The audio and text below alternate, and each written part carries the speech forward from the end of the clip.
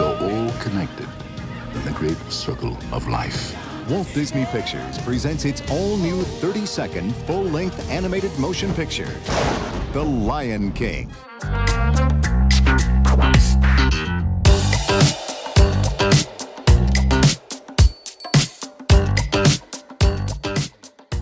Welcome to the Real Buffs Podcast. I'm your host, Charlie. And I'm Matt, a.k.a. Pumbaa's disciple. Why'd you choose Pumbaa, not Timon? Because Pumbaa, I don't know, I was fat growing up, and Pumbaa loves to eat, and he just loves singing, and he's just got no worries, and something about Pumbaa always spoke to me. You just like to fart. Don't say... I mean, as I get older, I find I can't tolerate gluten and dairy like I used to. It's just one of those things, man. You get into your 30s a little bit more. The gassiness hits a little bit harder than it used to. You're also less embarrassed about it, too. You just like less let it fly. I get it. Don't care. Barnes & Noble, gonna let it rip. When I was a young warthog, I could tolerate anything. Now, I'm a spry warthog, if you will. This week on The Real Buffs, we are doing the 1994 Disney classic film, The Lion King. I'm excited to do this one. This is, obviously it's celebrating its 30th anniversary. It's so crazy that it's 30. I know we do this a lot because guess what? We do episodes that coincide with maybe an anniversary that it came out and stuff. But shit, man, like I can still remember this being in theaters. I know I'm probably aging myself a little bit more than you too. I don't know if you do, but I remember this. I remember going to see it in theaters as a kid. It was such an event. It was awesome. I was almost 4 years old, so it came out summer of '94. Yeah, I was almost 4 years old, so I don't fully remember seeing it in theaters. However, kids, VHS was actually a thing, and I ran that VHS dry, just rewinding, constantly watching. Man, I had all the toys back when McDonald's, Burger King, or whatever it was had the toys, and this movie was on all of the time, dude. It is so steeped into who I am as a movie lover, as an animator lover, as just well-rounded story lover, and just the things that they do with this film. It holds up today, and I just can't wait to talk about this movie. It's one of the best movies ever created, hands down. Yeah, part of that 90s Disney renaissance too, with well, I guess technically Little Mermaid, I think it was 89, so yeah, not 90s, but still part of that Disney renaissance where you had this, Beauty and the Beast, Aladdin, and then obviously Little Mermaid and Lion King, Toy Story, and then Toy Story was another one. Toy Story, and yeah. Hercules, which Hercules is probably one of my second favorite Disney movie of all time. So these all came out in the 90s, and I would argue that these 90s Disney movies crafted the Disney kids mix that you listen in the car today with your kids. If they're looking for songs, 99% of them are going to be Phil Collins, Tarzan, and Hercules, and Lion King. And so we had the Little Mermaid, but I would say the 90s really kicked in the musical numbers that these movies brought in. Yeah, and you had some big time artists doing it. And obviously with this film, you have Elton John, who, spoiler alert for when we get into the awards, but he ends up winning the Oscar for one of his songs. Yeah. He's nominated for a few. But yeah, you've got Elton John doing this one.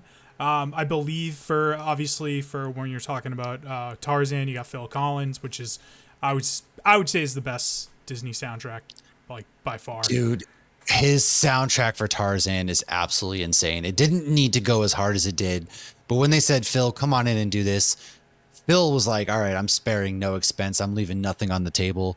He just went for it. Dude, certified gold, platinum, whatever you want to call it. Amazing. Diamond. That's the real one. That's Taylor Swift levels right there when you go diamond. Yes. But yeah, this is an awesome movie, and we're big fans of it. Shocker, we're going to be doing back-to-back movies where we're big fans of the movie. So, directed by Roger Ellers and Rob Minkoff, written by Irene Mecchi, Jonathan Rober, and Linda Wolverton. Obviously, starring Matthew Broderick as the older Simba. We got JTT as the young Simba. JTT, man, nice he was little a throwback. heartthrob back then. I know him and Devon Sawa were like the two Yeah. big heartthrobs back in. Jeremy Irons as Scar, James Earl Jones as Mufasa, Moira Kelly as Nala, and Nikita Kalame as young Nala.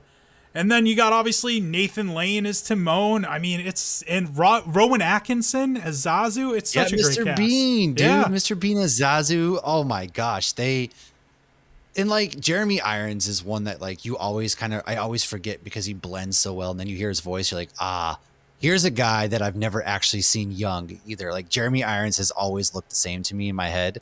And so I'm just picturing him as his older self today, like just absolutely hammering out lines in the studio for Scar. He was born a 40-year-old man. Like, that's just a fact. He's like Steve Martin. So yeah, exactly. Steve Martin's been 40. He's now 60. Still kind of looks the same, though. Yeah, exactly. He's definitely older than 60, by the way. I don't know why I said I think he's 60. like pushing 80 or I'm something like, yeah, like he's that. But definitely older than that, but whatever. But no, he still looks like he's 60. Never. Yeah, Screw it. he looks good for his age either way. So that's obviously, we're big fans. We're doing this movie. It's celebrating its 30th anniversary. June 15th, too, and it's June 19th. Happy Juneteenth to everybody, too. Yes. Let's dive into the Chat GPT summary. The Lion King is a 1994 animated musical film produced by Walt Disney Feature Animation. The story takes place in Pride Lands of Africa and follows the journey of the young lion named Simba. Simba, the newborn cub of King Mufasa and Queen Sarabi, is introduced to the animal kingdom, establishing him as the future king. Mufasa teaches Simba about the circle of life and the responsibilities of being king. Scar, Mufasa's brother, envies Simba's future role as king, plotting to take over the throne. Scar devises a plan to kill Mufasa and Simba. Scar lures Simba into a gorge and orchestrates a wildebeest stampede. Mufasa rescues Simba, but is killed by Scar. Scar convinces Simba that he is responsible for his father's death and urges him to flee. Scar becomes king, leading Pride Lands into ruin. Simba escapes and is found by Timon and Pumbaa, a meerkat and a warthog duo who live carefree life. They teach Simba their philosophy, Hakuna Matata, means no worries, shocker. And he grows up in the jungle, distancing himself from his past. Simba's childhood friend Nala finds him and urges him to return to the Pride Lands, which are suffering under Scar's rule. Initially hesitant, Simba receives guidance from Rafiki, a wise mandrill, and a vision of Mufasa, inspiring him to face his past. Simba returns to the Pride Lands, confronts Scar, and learns the truth about his father's death. A battle ensues, and Simba defeats Scar, who is ultimately killed by the hyenas he betrayed. Such a gnarly scene. Yeah, it is. It really is. Simba takes his place as the rightful king, bringing peace and prosperity back to the Pride Lands. The film concludes with the presentation of Simba and Nala's newborn cub, continuing the circle of life. The Lion King explores themes of responsibility, the battle between good and evil, family, and self-discovery. It emphasizes the importance of facing one's past and the duties of leadership. The film features an acclaimed soundtrack by Hans Zimmer, and with songs by Elton John and Tim Rice, including classics like Circle of Life, Hakuna Matata, and Can You Feel the Love Tonight. The Lion King received widespread acclaim for its story, animation, and music, leading to a successful franchise with sequels, a Broadway adaptation, and a 2019 remake. It remains a beloved classic for audiences of all ages. Yeah, it really is. And also, we'll dive into this, but, maybe a little familiar story if for some of those Shakespeare fans out there like myself. Well, actually, so I've got some notes about this. Okay. All right. So there's actually inspiration from Shakespeare's Hamlet. However, there are also elements of the Osirian family myths of ancient Egyptian mythology in this. In that, the king, Mufasa/Osiris, is killed by his jealous brother, Scar/Seth, and the rightful heir, Simba or Horus, is sent into exile as a boy. The murdered king visits and mentors his son in ghostly visits, and when the heir comes of age, he returns to exact revenge of his father's murderer. Now, I also have some more fun facts about the translations from Swahili. So, the opening song from this, like the very first song you hear, the translation is actually kind of funny. It's translated from Zulu, and it says, "Here comes a lion, father, oh yes, it's a lion we're going to conquer, a lion, and a leopard come to this open place." That's the opening number. That's what that means. Like that, Savannah. Really? That's literally the translation right there. Yep. Okay, from, that's really cool. Zulu. And then Hakuna Matata translates from Swahili to no trouble, actually. And Simba means lion, Rafiki friend, Pumbaa is a muse. So yeah, it was just like kind of fun digging into like what the meanings of the names and stuff were, and like what the actual translation was. But you're right, like 100%, this is a Shakespearean play, dude. It hands down. Well, I mean, that's so many like great writings can be taken from Shakespeare, and obviously Shakespeare borrowed from people before him. So it's just one of those things where you look at stories and the similarities. It's all right there, and there's some great similarities. Like I'm glad you had some, some of this stuff based on where was it from? You said the song was Zulu, but I feel like you said it was from somewhere else, right? So some of the translations of the names were translated from Swahili. Okay. Whereas Swahili, the opening song, like the first sound you actually hear in this movie was actually the very first take, and it was done in one take. And the opening song is from Zulu. Yeah. It's translated from Zulu. So that was pretty cool. And like takes from, Hamlet, but also like the Egyptian mythologies as well. Yeah, that's pretty cool because it also, I mean, it shows like the universality of some of the themes, and obviously with Shakespeare, because even Shakespeare with Hamlet borrows from like a Norse mythology story about Amleth. Yeah. I mean, they actually made that movie. I don't know if you've seen it too, and we might talk about it in a little bit. But The Northman with that movie's so good. Yes, yeah, with the Skarsgård. Yes, Alex Skarsgård. Yeah. Yeah, I mean, I was watching it, and I'm like, they call him Amleth, and I'm like, oh, this is it. I'm like, this is pretty dope, actually. I'm into this. But yeah, anyways, it just speaks to the universality of a story like this, and how it can be so universally loved across all cultures and translate well to all cultures too. So I love it. Let's dive into this question. Is this the best Disney film of the decade, though? Because we talked about it. This is a fucking steep decade for Disney. It's sort of like the Disney Renaissance with the musicals that they had, obviously starting with what's it called? The Little Mermaid.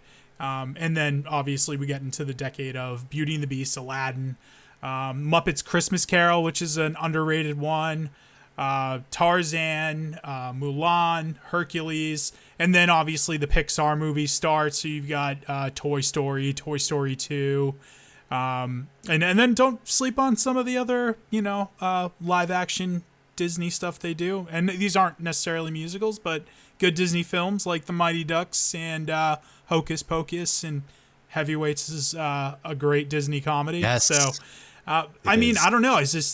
This is easily got to be like, it's got to be top three for most people.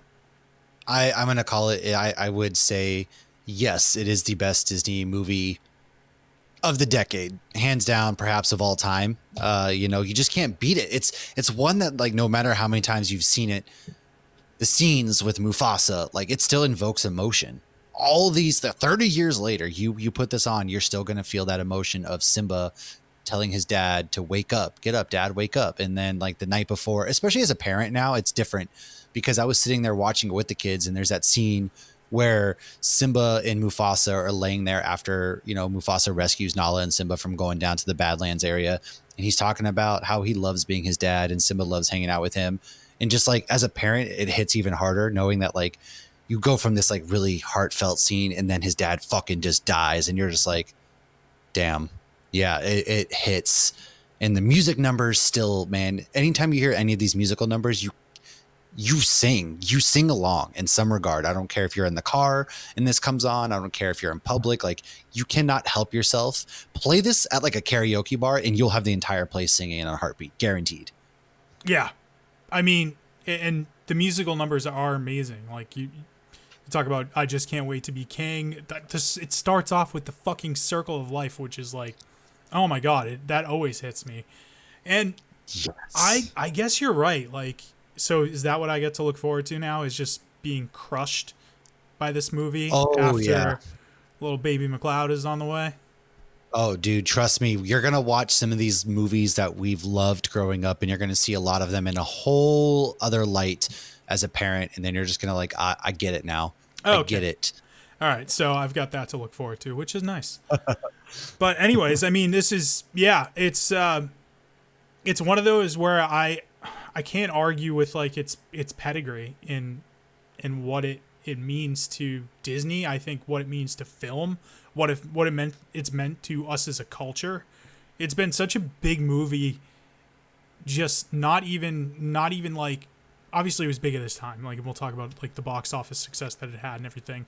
But it's been such a big part of the culture even since then, because like you said, in the 90s things were a little bit different. Like, media was a little bit different. Movies were more important. So when you had this big release, you always had the McDonald's toys, and those were important to you as a kid.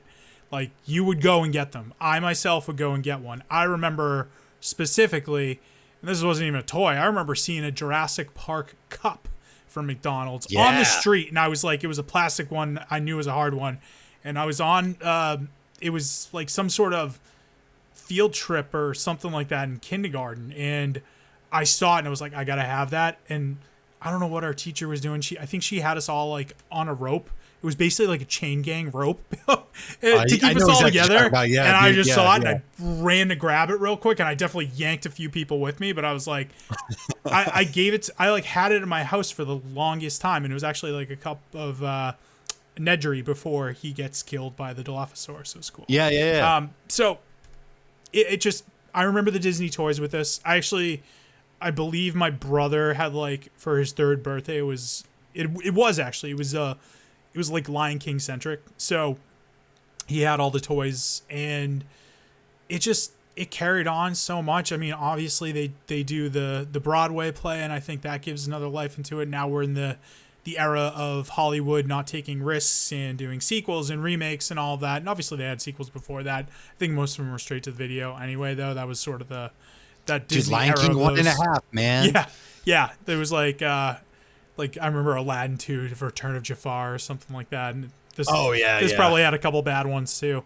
But so and then they obviously do the remake in 2019, which, by the way, I didn't see.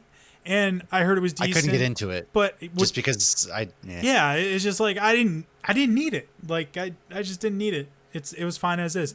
And then I love some things just should never be touched. Honestly, like some films just don't need to be touched. And the way that the real life aspect of these I don't know, something like that didn't work. I don't care about like the voices, or I didn't care about that. It was more of just the way it was animated and stuff. I'm just like, I don't need it. I've got this right here. Why would I go for this when I've got the Ferrari in the garage? Yeah. I mean, I would say I was less offended by this one and more so by Aladdin and having Will Smith play the genie, because I'm like, dude. Okay, but that movie is actually pretty decent. All right, but I'm sorry, man. Like, you cannot replace Robin Williams. Like, you just can't. Oh, well, no, absolutely. Like, especially with Will Smith, who's been on a downward spiral anyway. Well, this is pre-slap, all right? But anyways, like, I'm trying to see him, like, that he's reviving his career with Bad Boys and everything like that. I'm like, dude, I just don't want anything to do with you anymore. Like, like, we just saw how much of a fraud you are. I'm there too. I'm sadly there too. Yeah, it's like, all right, man, cool. Anyways, I digress. It's such an important part of the culture. So for me, it's top 3, and I'll give you my 2 I have ahead of it, and it's just more personal for me. I think Toy Story is number 1 for me. It kicked off Pixar in a whole new style of animation and quality movie making that has lasted us for 30 years now with Pixar, and has given Disney new life. I think the importance of Pixar to film is more long lasting than The Lion King. So that's why I put, and Toy Story is what drove that. So that's why I put Toy Story ahead of it. And then personally, I personally just have more of an affinity for Aladdin. And it's probably to do with Robin Williams and his amazing voice acting. Not to say that the voice actors in this aren't amazing, like James Earl Jones, Jeremy Irons, who is, God, just perfect as Scar.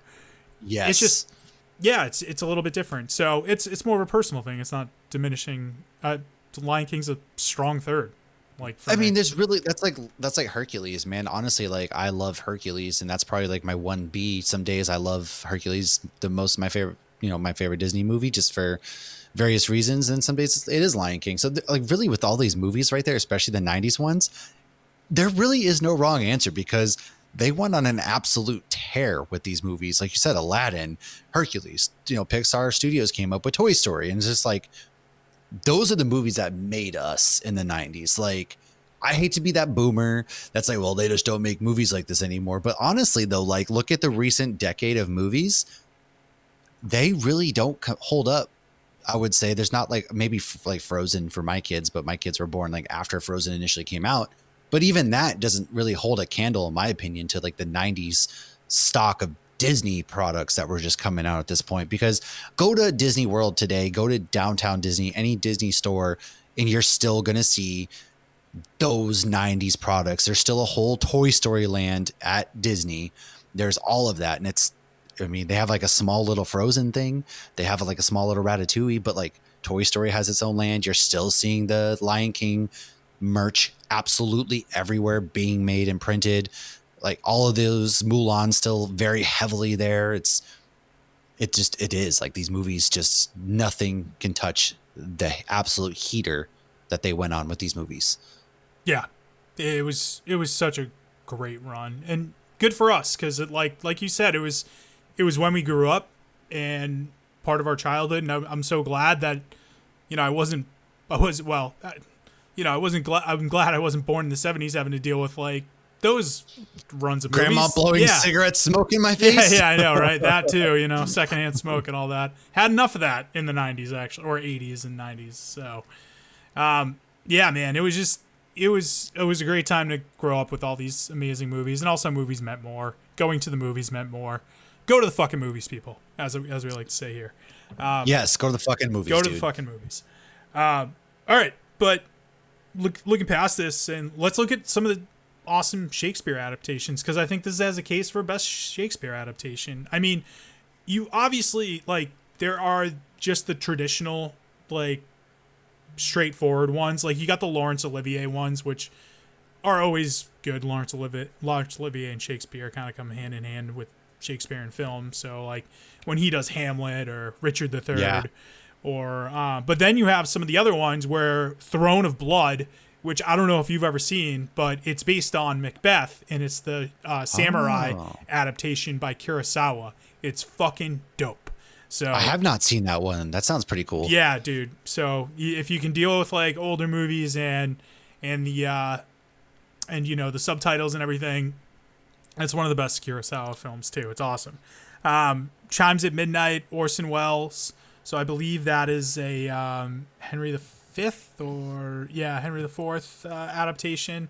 But then you got even the other ones. You've got 10 Things I Hate About You. Do you know which? I love that movie. Yeah. Do you know which Shakespeare that's an adaptation of? I don't. I knew it. Okay, I remember in high school we learned this, but I don't remember what it is. It's kind of long forgotten. It's Taming of the Shrew. Oh. Yeah. I absolutely love this movie much. Oh, we'll do this movie. So trust me, we will. It's that 99 year, man. They've got some heaters that year. Best year of film, arguably the best year of film ever. We'll talk about that later. Romeo and Juliet, the one with DiCaprio. Yeah, that one's a pretty good one as well. I like that. And then you've got My Own Private Idaho, which is another like loose adaptation, very different. I think again it's Henry V. I don't know. I have to double check that, but I haven't seen this one either. But it's Gus Van Sant, and it's got River Phoenix, R.I.P. And I know, yeah. Anytime I hear his name, I'm just like, anyways, River Phoenix and Keanu's in it. It's an indie flick. I have heard of it. Yeah. Now. Yeah. No, I know. Yeah. No, I've heard of it. I've just never seen it. Yeah. Okay. It's pretty good. I actually like it a lot. But yeah, man, I think this has got a case for probably one of the best. Oh, and dude, I left out the big one, West Side Story, which is Oh my obviously God, yeah. Romeo and Juliet. So It is, yes.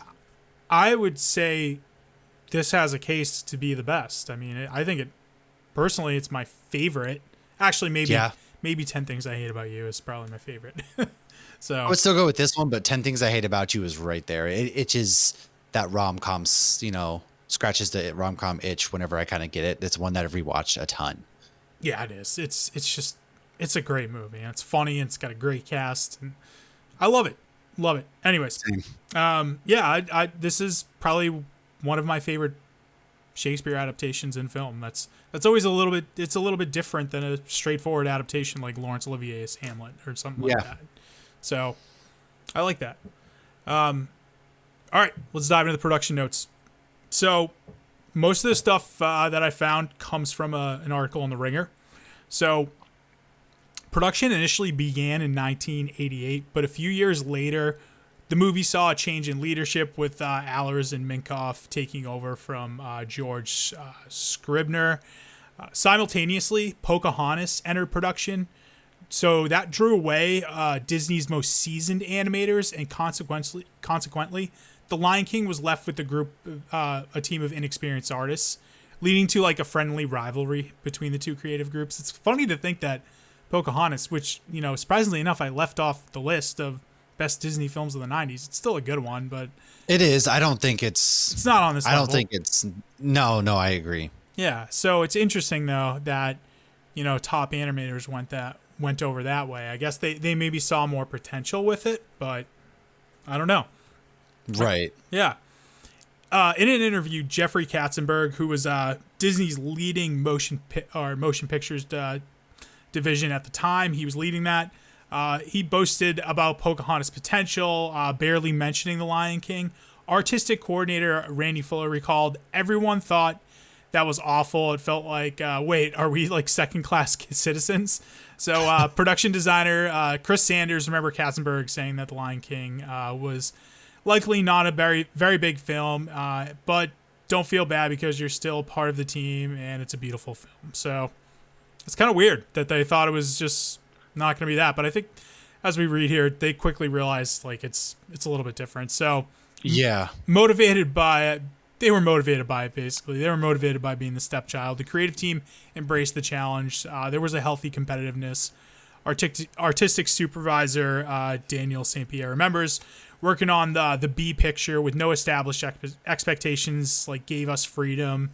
Many novice artists and animal enthusiasts were given opportunities to become like lead character animators, while Ehlers and Minkoff adapted as first-time directors, assembling the story and the visuals for 2 years. Like they were like pushing a boulder uphill, basically, for what they say. Early in the process, the filmmakers spread out all artwork. They were considering on the floor. Hoping for inspiration. The most striking images from Hans Baker, I believe it's pronounced Baker, who had created numerous like thumbnails reminiscent of like National Geographic photography. He influenced he was influenced by the epics of John Ford and David Lean. Minkoff aimed to like capture that similar realism, and you can see that in the beginning sequence. Like the Circle of Life sequence just feels so realistic. When you go to different sequences in the film, like it has a different feel to it. So blending that with the spirit and the vastness of American westerns, but set in the backdrop of the African savannah. That was what they were going for. So to help realize these visions, Andy Gaskill, art director, created storyboards beginning with the Circle of Life and depicted the concept of Pride Rock, which immediately impressed Minkoff. Earlier sketches showed dull, round rock formations. It lacked like sort of unique environment for the lions. Andy started sketching ideas and drew something resembling the Titanic sinking. And it's funny you see that, like, if you look at Pride Rock and, like, maybe, like, a photo of the Titanic sinking. Yeah.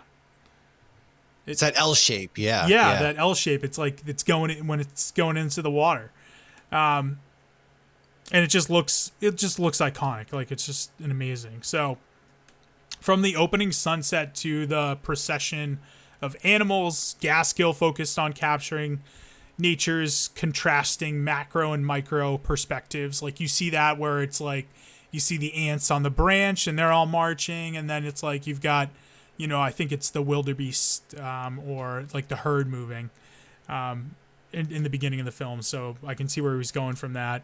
So he was drawing inspiration from N.C. Wyeth's paintings, frequently sketched bold images and utilized innovative cinematography for two-dimensional animation. The landscape itself is so beautiful, moving, and monumental. He explains it acts like a character. I wanted to honor that by avoiding excessive stylization and not turning it into a cartoon. And I think that was the smart choice. Like, you're going for that beautiful scenery at the beginning and to really suck us in to the world. I think that affected me more.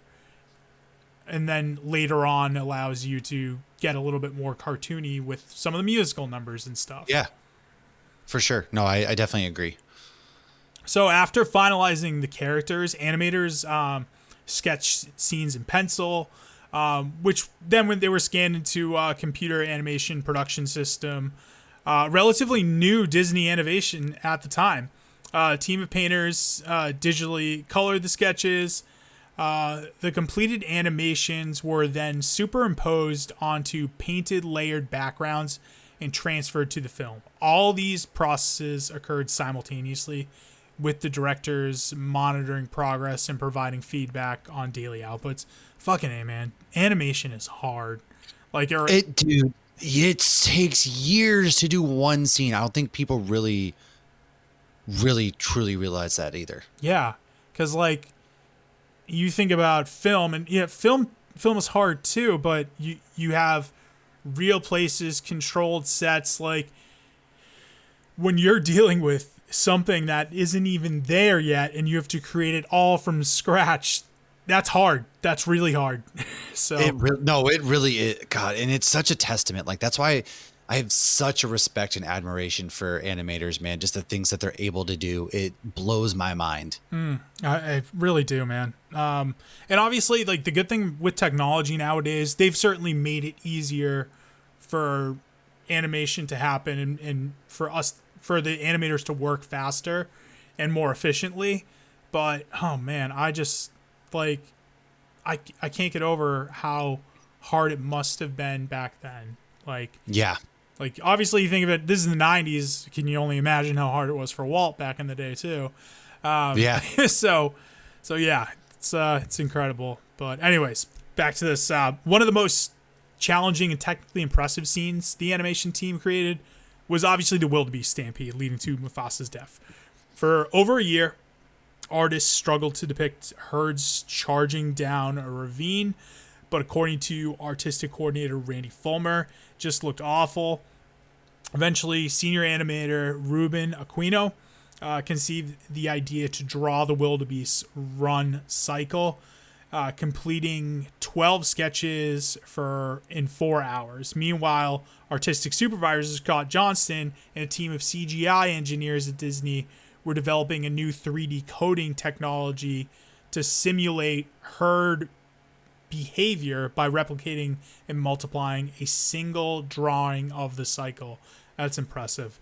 They programmed the lone galloping wildebeest into the system and copied it hundreds of times, adjusting the run cycles to different intervals to mimic a full stampede. If you put an obstruction in their path, they'll, as a herd, move around it. Gaskell explains. That's incredible. So, equally crucial to capturing the herd's fluid movement was portraying the dusty atmosphere. The special effects team used the computer to add multiple layers of dirt, creating like a foggy effect.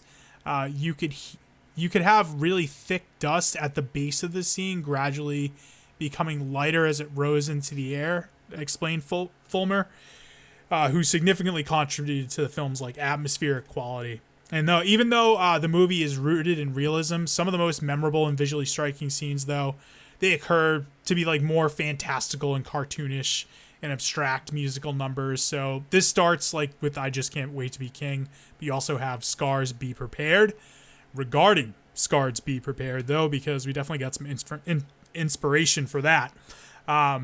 Allers acknowledges that the imagery was directly inspired, and this is pretty obvious for anybody watching this, any film buff, by Leni Riefenstahl's 1935 Nazi propaganda film Triumph of the Will. And Ooh. pretty obvious when you think about it. He adds at the end, like, we created what we call Carnival in Hell, where the landscape erupts and transforms into a bribing carnival of colors with rising land masses. I thought that was pretty cool. Yeah. But yeah, when you see obviously the lion or the hyenas marching, like, they're marching like, Dude, they're Nazis. yeah, they're Nazis basically. All right, in the final months of production in 1994, the creative team encountered an unexpected challenge: the Northridge earthquakes in L.A. So obviously, Disney being out here and production being heavy out here in L.A. when there's a big earthquake like that, and affects a lot of different things. Destroying major freeways, preventing many animators from commuting or returning home for several days. Some of the animators took trains, others worked from home. Some stayed and bathed at the studio. After the initial earthquake, there was a series of aftershocks too, and it really was unsettling. Allers is recalling, he's like, Rob and I would be in the editorial, in this little room, still editing on the film. He's like, we'd had metal racks with reels of films on the wall during the aftershock. The walls would shake and the reels would rattle in their shells. Like, that's scary. That's scary. But yeah, I could go on with this production, but I wanted to limit it to some of the cooler stuff that I thought was part of this. But it's pretty much it as far as the production goes. So, was released, obviously, we talked about in June of 1994, June 15th. Yes. Huge box office numbers. $312 million in the domestic box office. It made just under $1 billion worldwide too, which is insane for 94 numbers. Like coming in 916 million, something like that, is for 94. That's crazy. Yeah, it is. It is. I mean, that's what you have when you have the power of Disney. Matt, you just want to take a guess on where that falls in 1994 as far as what place it would be? Well, I know Forrest Gump came out this year too, and that was a big hit. I feel like it's like number. I'll just say number 5. I feel like it feels like that's a safe number. That's, you're being a little too critical, man. Number 1. This was number 1. It was the number 1. Yeah. Was it? I guess I shouldn't be surprised because this like took everybody and their kids by storm. I should have known, but for some reason I figured like Forrest Gump or something random would have taken it for some reason. But that's crazy. Yeah. 312 was number 1 in the domestic gross, total gross overall. I think Forrest Gump beats it out because Forrest Gump was like, everybody owned that DVD and everything. Though Lion King probably had a lot of that too. Everybody owning the VHS. So yeah, it was number 1. Forrest Gump wasn't that far behind though. I will say that. It was number 2 that year, Forrest Gump. So when we do Forrest Gump in a couple weeks, spoiler alert, that's number 2. So we won't be asking you that question, Matt. I'll ask you other questions instead. But yeah, it was number 1 for this year. Critical reception, we look at it, 88 on Metacritic, 93 on Rotten Tomatoes. That is the critical score. Actually, no, it was 92. It was the critical score. 93 is the audience score. Pretty understandable why everybody be aligned on that one. So, and then obviously we alluded to this earlier. Elton John wins the Oscar for "Can You Feel the Love Tonight." He was as he should. Yeah, absolutely. He was also nominated for Best Original Song for "Circle of Life" and Hakuna Matata as well. And then other winner too, Elton John won Best Original Song. Best score was Hans Zimmer. Oh yes, I always forget he did this too. Like I always forget he did. I mean, you can hear it in like the way the drums are and everything. Like, yeah, I mean, once you start to listen, you're like, oh yeah, no, this makes sense. But I always forget. Totally a Hans Zimmer film. So, all right, cool. Let's dive into the categories. Best scene. I mean, it's hard to pick one because there's a lot of them in this. Yeah, and I gave a couple on here, but I do think I have mine though. I mean, the opening credits are fucking amazing. Like they really suck you in. As far, I guess they're not even opening All the credits. animals bowing and like It's- holding up Simba for everybody in Pride Rock to see this, the heir to the throne, if you will. And Yeah, the circle of Hills. life. It's just yeah, dude. you get that song too. It's so beautiful. And then as we talked about like some of in the production stuff, like the animation that went into that and how realistic it looked. I'd never seen anything like it. When you see, I think there's that one shot, like the aerial shot where it's like you see the birds and everything. Like that was so impressed upon me as a kid, and I was just like, I loved that. And I'm like, this looks so real. And for what they can do, and even though I knew it was animation, it was just amazing to look at. So I love Yeah. that. I think some of the other good scenes, though, I mean, we're getting to the musical numbers when we talk about best scene too. It's almost like, you know, they're the I same. have a best scene that doesn't involve a musical number, actually. Oh, okay, which one? You know the scene where the fire's raging, Scar and Simba are fighting, and it's that slow motion. They're blow for blow. Something about that way that scene is shot, where Simba and Scar are just like toe to toe. It's slow motion. They're each, with their paws straight up, right hook, right hook. Something about that scene, man. It's just powerful to me. It was a long time coming. It's just two behemoths, these lions fighting, and Simba, who's like always been this happy-go-lucky lion throughout the entire movie. Like he's like a young naive kid. Now we kind of grow up with him when he's singing Hakuna Matata with Timon and Pumbaa, and now all of a sudden he's in the fight, man, in the fire. It's the whole scenery of it all. The stage is set, and that scene I think might actually be my favorite one. It really is so cool. And I remember, like, as a kid, I'm like pumped up. I'm like, yeah, get him. Like, that's obviously I'm rooting for Simba Obviously to win. So, like, and because I loved Mufasa at the beginning, like I was like, oh, this is my hero. But yeah, it's just revenge. Yeah, you're like, get him, obviously. So I loved it. I think that's a great scene. So that's your best scene, or your favorite? I'm gonna go with that one Yeah. because it's musical numbers is like picking your favorite child. So I'm gonna go with a non-musical one for that, just for the power behind the scene. Like I said, with Simba and the shot of it, of the dark and the contrasting lights. Yeah, that one's my favorite. I do like that. Another good one that I like is the one with Rafiki when he meets Simba, and Simba's in exile there, and he shows him like his father's the reflection. He's like, that's just the reflection. He's like, no, he's in you. Like I like that scene a lot. I think that gets me now. And then the other big one that I like too, though, I mean, this is my favorite one because I think it just technically it looks amazing, and I think it's the best scene in the movie is the wildebeest stampede. That's fair. It's the most soul crushing for sure. Yeah, I mean it might crush me. You know what I've loved too is like we've talked about this earlier about how you were talking about how crushes you differently as a parent, but this is something I saw on TikTok. It was like, have you seen the dog reactions to some of these? And like the dog is reacting to this scene. I was like, oh my god. If you got an animal, yeah, like if an animal's even like reacting to something like this, you got something there. Yeah. My dog just wouldn't react to that. He reacts. My dogs are too dumb. They don't react to TV at all. No, mine does. He's terrified of some shows. Like we've the dragon shows he's terrified of. He's terrified of the dragons. Oh yeah. And he's terrified of anything with gunshots in it too. So doesn't like that. Big fan of Love Island UK though. Loves it. I've actually seen that too, which is hilarious. Oh dude, new season's back. Love Island UK. Oh my gosh. Oh, we love our trash television in this house. Oh, it's my favorite. I love it.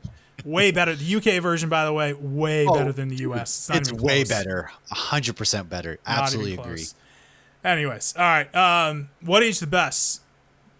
I mean, wait, did we do our quotable line? Oh, sorry. Quotable lines. I'm skipping ahead here. Because I've got one that you didn't put on here. All right, cool. Because this isn't like a quotable line movie, I would say. Like, are you kidding me? I don't know, man. Like, it's They called me Mr. Pig. So That one right there. So yeah. that's a quote from another movie. I forget what it is, but talking to me. shit, I forget what movie it is. I forget too. I know it is. But Yeah, it's a quote from another movie, and it's gonna drive me nuts now. But anyways, so that's a reference as well, and that's a good one. I did leave that off. I think really the one is like the one with Mufasa, where he's like, which has become a meme now too. But everything you see exists together. Everything you see exists together in a delicate balance. As king, you need to understand that balance and respect all the creatures, from the crawling ant to the leaping antelope. Dad, don't we eat the antelope? Yes, Simba, but let me explain. When we die, our bodies become the grass, and the antelope eat the grass.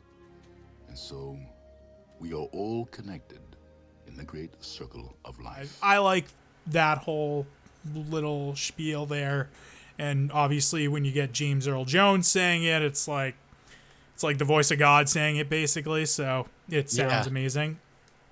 And I also just like this throwaway one from Scar being like, "I'm surrounded by idiots." I love that one.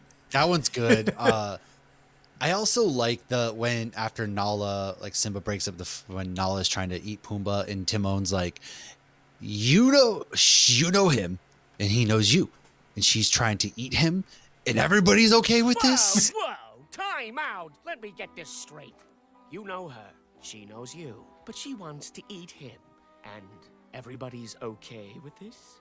Did I miss something? That was a good one. Like there are a lot of like good heaters in there, again, like good lines, but Scar again, well, I'll be a monkey's uncle, just like, or I killed Mufasa, and just that's another one. And oh man, I mean, it really is like the more you kind of think about it, the more quotes you could just really pull from this, damn near line for line. I mean, well, if you're gonna go with some of the Scar ones, "Long live the king." Scar! Brother, help me!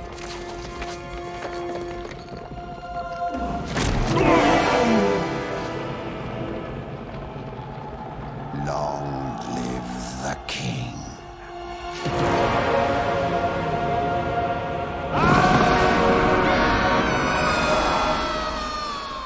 Yeah. That just hits. That one hits so good. It does. Yeah. I don't know. Now that I'm thinking about it, I might go with that one. "Long live the king." That's a good one. It's great, and then Jeremy Irons delivering the line is so perfect. So yeah, I'm gonna go with that. That's my favorite one. That's a good one. That's a good one. I'm sticking with they call me Mr. Pig, because I like to quote that one more often than probably any adult should. Yeah, it's a good one. All right, what age the best? I mean, everything. Honestly, Matt. Honestly, it's hard to pick one thing. It really is. Before we even dive into what age the best, I'm just gonna preemptively do this. We're not doing what age the worst, because there's nothing to talk about. There's nothing that aged badly in this movie. And there isn't. The animation holds up. The music holds up. Like I don't know what to choose. I don't have an answer for you for this one, because the entire movie has aged the best. Yeah, it really does. Because to contrast what aged the best, you have to have something that what aged the worst, and nothing aged badly. So I would say let's just say what we like the best or has withstood the test of time. Maybe, you want to go to Hans Zimmer's score. Sure. Like I think Hans Zimmer's score anytime will age beautifully. I think, when you go with the Elton John musical numbers, Circle of Life, Can You Feel the Love Tonight? I Just Can't Wait to Be King, like all of that. I love it. I think for me it's, maybe it's some of like the animation, just because that animation it's not something you see nowadays. Like it's just very different. So I like the animation. I'm going to go with that. All right. That's fair. I'll say music. Just if I had a gun to my head and they made me choose one thing, I'll say the music, because you chose animation. That's the reason why, because I would definitely between those two. So I'll go music just for the sake of argument. Yeah, that's fine. So, All right, we'll dive into this one. If you had a Rick and Morty interdimensional cable box, what version of this movie would you like to see? So I didn't find anything about the casting, so I really don't have a direction to take it in as far as that goes. But I will say this, because it's a Rick and Morty interdimensional cable box, we're really not restricted by anything. So I would like to see a real version of Real Lines Talking, because if it's You got interdimensional that with Jon Favreau. No, it's an interdimensional. No, I'm not talking about. I am not talking about the 2019 version. This drove me bananas when people would be like, "Oh, the live action one." Idiots! It's still animation. It's not real lions. All right. Want to see real lions talking? That's what I want to see. Interdimensional cable box. Write it down. Real lions. That's what I'm doing. All right. Same voice actors. Yeah. Oh man, I don't know. I don't know because I don't want to see another version of this movie. I know. Nothing aged bad. I don't know. Real lions. Like, I guess. Okay, actually, there is something. There was something I had written, and originally, what was it? It was. I think Rafiki was supposed to actually be a cheetah or something along those lines. Interesting. Okay. So we're talking so like I was researching this. Yes, that Rafiki was supposed to be like a cheetah. Yeah. So when the brainstorming began, Rafiki was a cheetah and Scar was leading a pack of baboons and not hyenas. So I am going to go ahead and go with that answer just because I'm curious to see how Rafiki being this wisdom-filled cheetah would be, and then like a lion versus baboon fight. Something about that sounds very visceral. Yeah, that does sound. Cool. Yeah, I'll go with that. I mean, that does sound pretty cool. It'll be different. Yeah. Yeah, that's a good answer. I like that. All right, standout performances. I mean, to me, there's one. I actually love all of these, but I mean, Rowan. I think I'll go Jeremy Irons. Yeah, Jeremy Irons is like, he's got to be it. So, I think. Yeah, it's Jeremy Irons.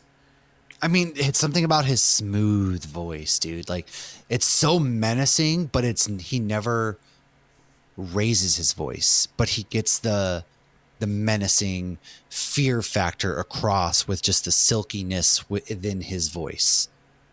His, the way he speaks, how proper he is, but also how menacing he can sound at the same time is what makes Jeremy Irons a great villain actor. So when you think about this, and I more recently, I love Jeremy Irons in. Did you see the Watchmen, the HBO series when he was Ozymandias? Yes. Amazing. I did. He was. I love Jeremy Irons. Yeah. So he's perfect for those sorts of characters that have this properness to them, but this menacing behind them too. But yeah, I can't not mention James Earl Jones as Mufasa because his voice is so perfect for it. Talk about great villain voice actors. There we go. Yeah. And then I love Rowan Atkinson as Zazu. Talk about somebody. Zazu. Talk about somebody who made a career out of not speaking and knocks it out of the park when he does. So. And he's so elegant too. There's something like elegant yet like idiotic about Zazu's voice that's so endearing. Yeah, it's great.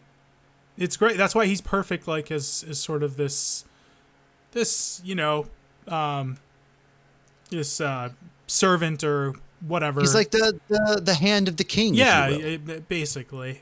He's like the hand of the king for the Lion King. Sorry. Good news though, he doesn't get his head cut off at least. Yes, yeah. It's not that kind of show. Or movie for that matter. But yeah, he's that's what he is. Yeah, he's like sort of Mustafa's apprentice or whatever. Yeah. So yeah, he's great for that because you get so many good comedic moments with him as well. So, and it's so funny though, Rowan Atkinson. You understand when he speaks though in how well he plays Zazu. Yeah. why he had to limit Mr. Bean's ability to speak to make it like make that character as funny as he could for as long as he could, because the character's supposed to be kind of silly and, you know, I guess Like eccentric. dumb almost. He's eccentric, Yeah. and just I don't know. There's something weird about him too, but it's funny. But if he spoke and he spoke in Rowan Atkinson's voice, I don't know how funny he would be. So Yeah, that's fair. it's one of those things where I'm like, props to you, man. You almost got. It's like you got that beautiful voice, you might as well use it. But then I'm like, no, he picks his spots and he does an animation with Zazu, and guess what? He can not be in front of the camera speaking and do something like this and be a voice actor, and it's not going to ruin his character going down the line. Yeah. You know what I mean? Yeah. So, smart choice. All right, who gets an Oscar? Well, I mean, if the standout performance is Jeremy Irons, I'm going to go give the Oscar to Jeremy Irons. We got him. Obviously, we've got 2 Oscar winners already in the film with Elton John and We Hans do. Zimmer. So, James Earl Jones isn't in it enough. So I'm going to give it, no, again, Jeremy Irons for the reasons we said, man. Like, he's such a presence in just everything that he does. He's so like nonchalant, but also like scary that, no, I got to go Jeremy Irons, man. is Scar a top? Is he like a top 5 Disney villain, you think? Oh, without a doubt, dude. Yeah. I mean, yes. Well, let's dive into this. Gaslit. Let's dive into this and we'll talk about it. Who would you put as your top 5? This is just off the top of your head. And, you know, I'm not compiling a list like I normally do. Ooh, man, that's a good one. All right, Sid in no particular order. Sid from Toy Story. Does Pixar count, or does Oh no, that's we're part of counting it? Pixar because I've got Okay. I've got another one, not Sid, who's a Toy Story Okay, villain for well, me. Sid blows up toys and is a psychopath, so I'm giving him that one. I gotta go Scar. Ooh, man, these are good. I mean, Ursula does some pretty jacked up things in Little Mermaid, so that's pretty good. God, this is tough. Disney villain. Oh, okay. I will give it to Prince Hans and Frozen because that dude was certifiably insane. He tricks Anna into going to marry him, and then he turns around and says, "Nobody would ever love you." Like, dang, dude, that was tough. So I gotta go Hans.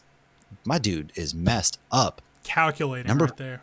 5. Number 5 is tough. Who would be my number 5 Disney villain of all time? Ah, man. Can I say Darth Vader because technically Star Wars is Disney? No. All right, fine. Dude, I don't know a 5th one. That's a really hard one. What about Don't know. not Jafar from Aladdin or I guess yeah. I'm trying to rack my brain. I was thinking Hades almost. Oh, that's a good one. But I think I'm gonna go Hades. I like Hades, but Hades and Jafar are about the same to me. And I'll go Jafar because I think what Jafar is able to do as far as the Sultan and all of that, he plays some really good mind games, and then he also turns into a giant snake. So yeah, I'll go that. Jafar's good. He's a good villain. My top 5, yeah, Scar's in the top 5, and this is in no particular order. Dude, Lotso from Toy Story 3. Oh yes, I forgot that evil ass bear. Oh my god, talk about psychopath. Yep, Lotso's a good one. Dude, Toy Story's had some great villains between him and the Prospector in the second one. I like him as a villain too. Voiced by Kelsey Grammer as the Prospector in that. Yes. So he was good. Kelsey Grammer, great villain voice actor, Sideshow Bob as well, and for The Simpsons. So, yeah. So I'd say Scar, Lotso. It's tough. I actually might put what's his face on there as well too. I am gonna put the Prospector on there. Okay. He was a good villain. Like, he really was. He tries to sabotage Woody getting back together with his Andy. girl, Jesse. No, with Andy. Oh, with Andy. So- Sorry, you're right. He tries to sabotage that because he wants to go to a fucking museum and be preserved. Like, it's Yeah. so weird. So those three, I do like Jafar as a good villain too. And then my number one by a long shot, Syndrome from The Incredibles. Oh, The Incredibles. Do you know how Yeah. many superheroes he kills in that? Like, remember when the big reveal's coming of like all the superheroes are dead? We just think they're all in hiding, but they're all dead because Syndrome is killing them. Like, that's literally That's right. That's so messed up. How did I forget that? You're 100% right. And he's also like, your apologies are too late. And again, like someone who needed a hug as a kid. Dude, that's a good one. That's really good. Yeah, Syndrome's fucked up, man. I've been thinking about that one a long time. I'm like, dude, he's fucked up. Been on this one for a while. Yeah, exactly. All right, we got sidetracked on the categories, but anyways, music moment. Hakuna Matata. I love that song. Yeah. I'm going to say Hakuna Matata. It's so upbeat. If you're in the worst mood that day, you put on Hakuna Matata, you legitimately, it calms me down. And I find myself in such better mood, and you can't help but sing at the same time. So I'm going Hakuna Matata. Yeah, same. I mean, that's All good. right. It's a good one. I mean, and I love Nathan Lane. He's hilarious. Does great Broadway and musical numbers and stuff. So I love Nathan Lane. He's hilarious. Same. Yeah, I like that one. I was gonna choose Circle of Life, but I think I'm gonna go Hakuna Matata. I think that one speaks to me the most. Double feature. This is a tough one because, you know, you can go so many different routes on this. You could stick with like sort of the 90s Renaissance and do maybe a pivot from this to Aladdin. And I think that fits in very well. Like, those two would be a good one to double feature together. Or you could pivot it and do like the Shakespeare adaptation double feature, you know? Maybe do another Hamlet one, or even just go for 10 Things I Hate About You and stick with the Shakespeare comedies. I'm gonna do Lion King 1.5 though, because it's so underrated and not talked about enough that I'm gonna say Lion King 1.5. Lion King 1. I've never seen it, so see, there you go. I think I've You seen. gotta watch it. It's on Disney Plus. Just saying. Okay, all right. I mean, we are. Well, no, we do have another episode of Love Island to watch tonight, but we've got. Oh my goodness! All right, who wins the day? I'll tell you who fucking wins the day. Disney wins the day. Wrong. You know who wins the day? Parents everywhere in the 90s who just needed a break, and then they could put on The Lion King on VHS, and their kids would just sit there like zombies, and they can catch that nap. They could, because the kids are so enthralled with The Lion King, and even parents today that can do the same with their kids. But you're real, like, on a serious note, yeah, dude, Disney wins the day. Come on now. Yeah. Come on. Disney makes $1 billion. They win the day. So Yeah, come on. I mean, yeah, Disney won. Disney won on that one. They did. They pretty much won the 90s for that matter. And they pretty much won all entertainment. Let's just go there. So, all right. That does it. Time for the letterbox score. I get a feeling we might be aligned on this one again. So, I'll kick it off. It's a 5 for me. Like, it is. It's a 5. It's no surprise there. Yeah. There's no anticipation. It's a 5. It's a 5. Like, this is a fucking perfect movie. It's a perfect... It's I wouldn't say like I'm the biggest fan of musicals. I like musicals. I don't love them, but it's everything in a musical that I could want. Like, great music numbers. It doesn't take away it is not distracting from the story. It's woven in perfectly and so entertaining, and the animation is amazing. The voice casting is great. Like, I don't have any quibbles about the voice casting. I mean, come on, when you got Whoopi Goldberg and Cheech Marin as one of the fucking hyenas, like, come on, can't go wrong with that. So you literally, there's not a single complaint. Not a single complaint. I can't say anything bad about this movie, and I don't want to try to. So, yeah, it's a 5. All the way. Yeah. Easy. That was one of the easier ones we've had to do, without a doubt. Yeah, we kind of knew right off the bat. All right. That does it for this episode of the Real Buffs. That does it for The Lion King.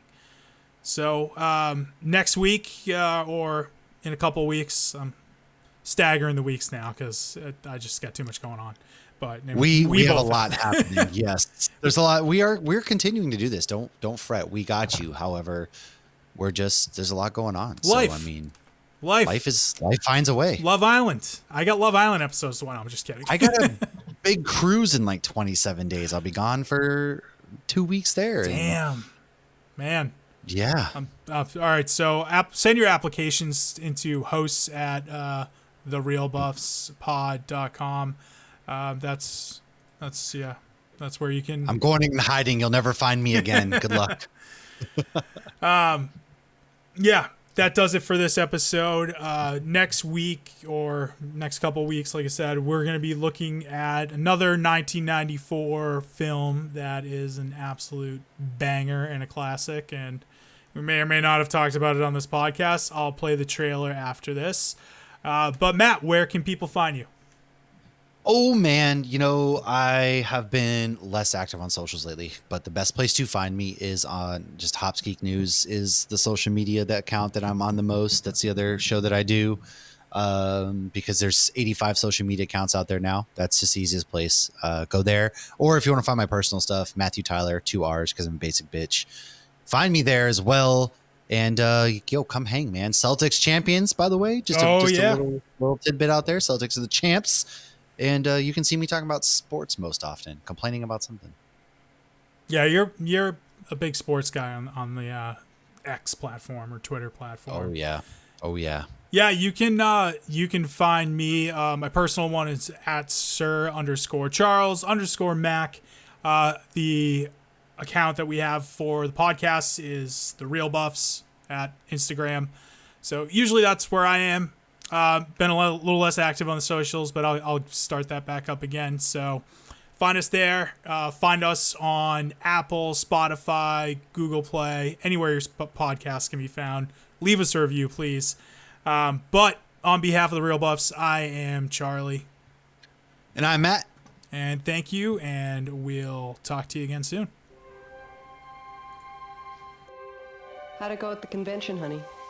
You were the big hit of the show. It's fantastic. I love the computer business. For 15 years, Harry Tasker's been leading a double life. Mr. President, one of our best men is inside. Transmitting now. Right on time. I don't believe I've met you before. Rehnquist. Harry Rehnquist.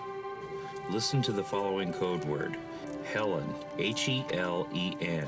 Now, they're about to collide. What's your exit strategy? I'm gonna walk right out of the front gate. May I see your invitation, please? Sure. Here's my invitation. Yeah, that worked good. Right out the old front gate. Can you lean back a second? Mr. Tasker's office. Hi, it's Helen. Is he in? Harry's in a sales meeting, Mrs. Tasker. It's not like he's saving the world or anything. I see, this is the problem with terrorists. They're really inconsiderate when it comes to people's schedules. Could you press the button for the top floor, please? Hi, Helen. Harry forgot something back at the office. Whenever I can't sleep, I just ask him to tell me about his day. 6 seconds and I'm out. Maybe it's just that you're not in touch with your feminine side. Harry! What were you doing there? You wouldn't believe me if I told you. You know what this is? It's a snow cone maker. Is it a water heater? From James Cameron, director of Aliens and T2. Arnold Schwarzenegger. It's a Soviet Mirv 6 from an SS-22N launch vehicle. I married Rambo. Jamie Lee Curtis. Have you ever killed anyone? Yeah, but they were all bad. True Lies. What can I say? I'm a spy.